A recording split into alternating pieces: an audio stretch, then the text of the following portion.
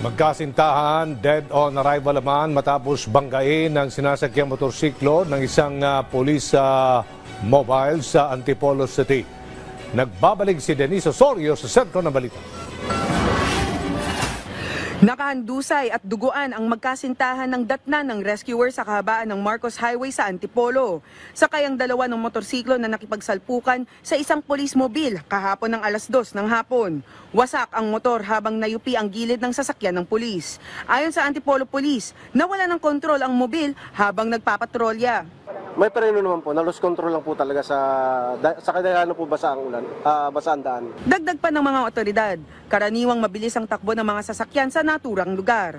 Ayon naman sa first responders, nakahilata na sa daan ang magkasintahang magkaangkas. Wala na rin silang pulso nang dumating sila sa pinangyarihan ng aksidente. Na-dismiss na ang pulis na sangkot sa vehicular accident at tumanggi rin siyang magsalita sa aksidente. Pinaliwanag naman natin sa kanya yung kanyang mga karapatan hinggil sa pangyayari at agad natin dinisarmahan. Idineklarang dead on arrival ang magkasintahan habang ginagamot na ang pulis na sugatan sa insidente.